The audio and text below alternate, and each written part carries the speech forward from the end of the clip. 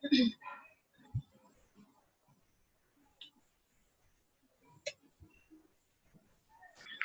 morning, everyone. Today we'll be doing the poem "The Road Not Taken," which is given as chapter number 7 on page number 57 in your literature books. Okay, so this poem is written by Robert Frost.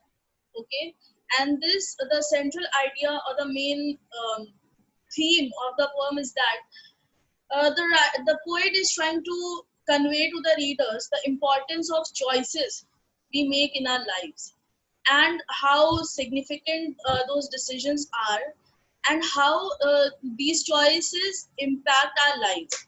Okay, these choices, when we are making it in the first place, then we are not sure about the consequences. That also the poet has talked about. Okay, so he is laying stress on this, on the fact that before, if we have to make choice between two options, then we should think over it. Okay, we should look at it from all the aspects, and then we should come to a rational decision. All right, so this is about the main idea or the theme of the poem. So let us look at the first stanza, what it says. Two roads diverged in a yellow wood, and sorry I could not travel both. And we one traveler, long I stood, and looked down one as far as I could, to where it bent in the underwood. So the poet is describing his experience where he is standing at the fork of the road. Fork of the road means there's a point from where you can see that two roads are diverging in two different directions. So the poet is saying that he's standing at this place and he is saying he's seeing two roads in front of him. One road is going to he and he is very sorry. He very regrets the reality, harsh reality of the life, that when you are given two opportunities, when you are given two choices, okay, then if you are choosing one, you can't choose the other, right? If you have decided to pursue one choice, then you can't have the experience of the other one. So that is why the poet is feeling sorry. He's regretting that he cannot travel both the roads at the same time, and he has to make a choice to travel one road, and it could be either of the roads. Okay, and he's also alone. He's a one person, one traveler. So he's standing there. He is contemplating. He is speculating that which road, which path he should take, and he should travel. And he looked at one of the roads as far as he could, and then beyond a certain point where the road bent in the undergrowth, in the dense forest, he could not see. So that is what the poet is this stanza here. The poet is denoting that we do not know the consequences of our choices which we are making right now. Okay, but this is very uncertain. Life is also very uncertain. If we are making a choice, then we can't say with certainty, with surety, that this is going to be magical for me. Your choice can prove to be a disaster, and it can prove to be a boon also. So we have to then make a very good decision, and a very rational decision, I would say, before making the choice. So next he says, then took the other as just as fair, and having perhaps the better claim, because it was grassy and wanted bare, though as for the passing bear, had borne them really about the same. Now, after looking at the first road, he starts walking on on another road. Okay, on the other road, he didn't look at the other road. He is starting walk. He has started walking on the other road. And while he is walking, why he started walking? Because he thinks that both the roads, for him, both the roads appear to be equally attractive and equally beautiful. So he thinks that it doesn't make any difference. I should follow the other path. Okay, but then as he started walking, he sees, um, he also realizes that this the road which he has taken, it is a better choice. Why? Because he thinks that it is more grassy, and people have, it is a less traveled by road, and people have not many people have not traveled on that road. But then as he started walking, as he starts gaining experience about that road, he comes to know that the road which he has taken is not a completely new path. Okay, people have worked on it, and the people have traveled by that road, although not much but less people, but people have. It's not like a very new road and nobody has ever worked on it. It's not like that. It's nothing like that. Next, and both that morning equally lay in leaves no steps had trodden black. Oh, I kept the first for another day, yet knowing how way leads on to way, I doubted if I should ever come back. Now he's saying that the road, he's saying that both the roads in the on that morning, he could see that both the roads were covered with the leaves, okay, and yellow leaves, and they had not turned black. This means that people have not walked on that on both the roads that day.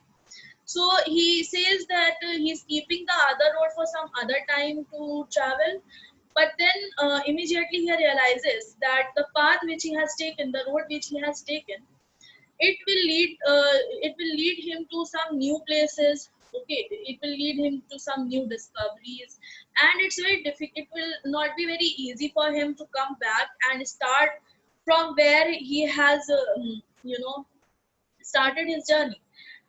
This is the most common experience which every one of us have, that when we start walking, when we start pursuing one thing, it is a very rarest of the rare case that a person gets a chance to come back and look at the other perspective of the life. It doesn't happen usually. Okay, so that is what the poet is saying, that if he thinks that he might travel that road some other day, but then he's also aware of the reality that he might not come back. He doubts that if he ever comes back, because the road which he has taken, it has many folds into it, and it will itself lead to some quite new places. It will lead to another way, and that way which would lead to some other way. So in that process, he doubts that if he would ever get a chance to come back and have the experience of traveling the other road. Okay. Next, he says in the last stanza, I shall be telling this with a sigh, somewhere ages and ages hence. Two roads diverged in a wood, and I took the one less traveled by, and that has made all the difference.